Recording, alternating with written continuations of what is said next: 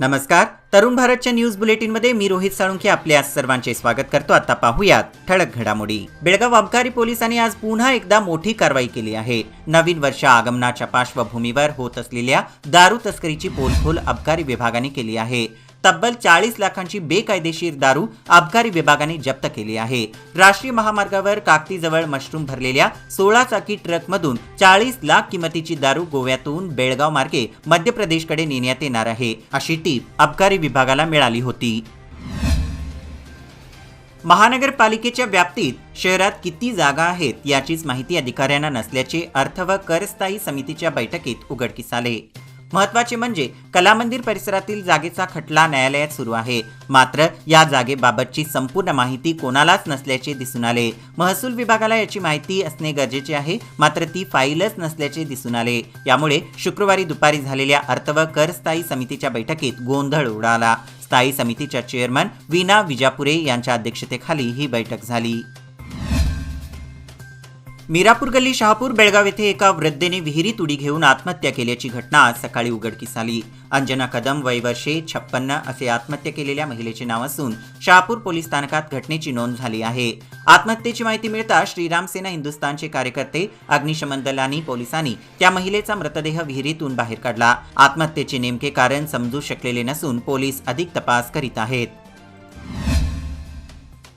लोकसभेतील सुरक्षतेच्या मुद्द्यावरून आंदोलन करणाऱ्या काँग्रेसच्या खासदारांवर केंद्र सरकारने निलंबनाची कारवाई केली. या विरोधात बेळगाव जिल्हा काँग्रेसच्या वतीने शुक्रवारी निदर्शने करून भाजपच्या केंद्र सरकारचा निषेध करण्यात आला. ही कृती लोकशाहीसाठी घातक असल्याने आता देशातील नागरिकांनीच भाजपला धडा शिकवावा अशा घोषणा या दरम्यान देण्यात आल्या. व्यावसायिक एलपीजी सिलेंडरची किंमत 39.50 रुपयांनी स्वस्त झाली आहे. या कपातीनंतर राष्ट्रीय राजधानी क्षेत्रात 19 किलोच्या व्यावसायिक सिलेंडरची किंमत 1747 रुपये झाली आहे. 1 डिसेंबर रोजीच व्यावसायिक एलपीजी सिलेंडरच्या किंमती प्रति सिलेंडर 21 रुपयांनी वाढवण्यात आल्या होत्या. आता सरकारच्या या निर्णयामुळे रेस्टॉरंट आणि हॉटेल उद्योगाला मोठा दिलासा मिळणार आहे. कमर्शियल सिलेंडरच्या दरात कपात केली असली तरी घरगुती एलपीजीच्या किंमतीत कोणताही बदल करण्यात आलेला नाही. कोरोना आता पुन्हा सक्रिय होत आहे, त्यामुळे आता चाचणी करण्यावर भर दिली जाणार आहे. अद्याप किट आले नाहीत, मात्र किट आल्यानंतर या कामाला सुरुवात केली जाणार असल्याची माहिती मनपाचे आरोग्य अधिकारी डॉक्टर संजीव नांद्रे यांनी दिली.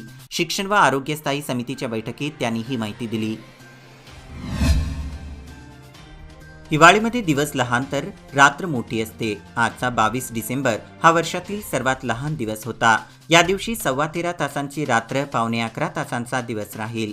दिवस व रात्रीचा कालावधी कमी अधिक होत असल्याचा अनुभव आपल्याला नेहमीच येतो. पृथ्वीचा अक्ष तिच्या कक्षेच्या 23.5 अंशांनी कललेला असल्याने हे घडते. 22 डिसेंबरची रात्र सर्वात मोठी असल्याने ग्रह ताऱ्यांच्या दर्शनाची उत्तम संधी असेल. रात्रीच्या प्रारंभी पूर्वीकडे वर चंद्र आणि सर्वात मोठा गुरुग्रह एकमेकांच्या जवळ येतो. याच वेळी दक्षिण आकाशात वरच्या बाजूला शनिग्रह आणि पहाटे पूर्वेला शुक्र ग्रहाचे ठळक स्वरूपात दर्शन दिसते. राज्यात 25,000हून अधिक स्वच्छता कर्मचारी कार्यरत आहेत, परंतु त्यांना कामामध्ये कायम करून घेतले नसल्याने त्यांना अनेक सोयीसुविधांपासून वंचित राहावे लागत आहे. त्यामुळे राज्य सरकारने सर्व स्वच्छता कर्मचाऱ्यांना एकाच वेळी सेवेत कायम करावे अशी मागणी सफाई कर्मचारी संघटनेच्या वतीने जिल्हा प्रशासनाकडे करण्यात आली.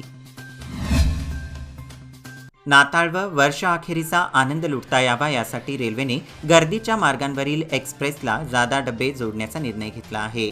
मिरज बेंगळूर चन्नम्मा एक्सप्रेसला शुक्रवार दिनांक 22 पासून AC3 टायर डबा जोडला जाणार आहे. याबरोबरच बेळगाव बेंगळूर एक्सप्रेसलाही शुक्रवार दिनांक 22 पासून AC3 टायर डबा जोडला जाणार आहे. म्हैसूर बेळगाव एक्सप्रेसला रविवार दिनांक 24 पासून सेकंड क्लास स्लीपर कोच जोडला जाणार असल्याचे नैऋत्य रेल्वेच्या वतीने कळवण्यात आले आहे. कोणत्याही खेडेगावापर्यंत सेवा देणाऱ्या पोस्ट विभागामध्ये नागरिकांनी इंडियन पोस्ट पेमेंट बँक खाते उघडले होते. काही नागरिकांनी त्यामध्ये आपल्याला शक्य तितकी रक्कमही जमा केली, परंतु सध्या खात्यामध्ये किती रक्कम आहे हे माहिती नसल्याने पोस्ट कर्मचारी येईपर्यंत वाट पाहावी लागत होती. या समस्येवर उपाय म्हणून पोस्ट विभागाने 8424046556 हा क्रमांक जाहीर केला असून त्यावर मिस कॉल दिल्यास संबंधित बँक खात्यातील शिल्लक रक्कम ग्राहकांच्या मोबाईलमध्ये मेसेजच्या स्वरूपात दाखवली जाणार आहे. कोरोनाचा चिकोडी विभागात एकही रुग्ण आढळलेला नाही, पण तरीही खबरदारी म्हणून परराज्यातून येणाऱ्या सर्वांची कोरोना तपासणी करूनच त्यांना गावामध्ये प्रवेश देण्यात यावा. शनिवारपासून कोरोना चाचणी केंद्रे सुरू करण्यात यावीत. कोरोनाचा फैलाव होण्यापूर्वीच त्यापासून समाजाचे संरक्षण करणे हे अधिकाऱ्यांचे कर्तव्य असून त्यांनी ते पार पाडावे असे आवाहन चिकोडीचे आमदार गणेश हुक्केरी यांनी केले आहे.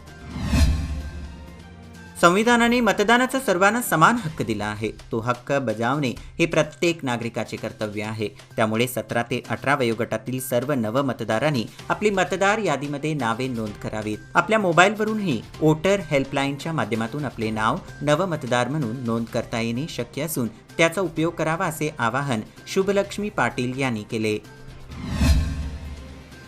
साखर कारखान्यांचा यंदाचा गळीत हंगाम उशिरा सुरू झाला आहे. या पार्श्वभूमीवर कोगनोळीसह सीमा भागातील ऊस उत्पादक शेतकरी खोडवा ऊस गळीतास त्वरित पाठवून त्या क्षेत्रातील रब्बी पिकांचा हंगाम पदरात पाडून घेण्यासाठी धडपड करीत असल्याचे चित्र दिसून येत आहे. दरवर्षी साखर कारखान्यांचा गळीत हंगाम नोव्हेंबरच्या पहिल्या आठवड्यात सुरू होतो, पण यंदा तो नोव्हेंबरच्या तिसऱ्या आठवड्यानंतर सुरू झाल्यामुळे रब्बी पिकांच्या पेरणीसही विलंब झाला आहे. याबरोबरच हे बुलेटिन इथेच संपलं. अधिक माहिती आणि ताज्या घडामोडींकरिता पाहत रहा तरुण भारत न्यूज चॅनल. तसेच आमच्या चॅनलला शेअर, लाईक आणि सबस्क्राईब करायला विसरू नका. विश्वासार्ह बातम्यांसाठी दररोज सकाळी वाचा दैनिक तरुण भारत.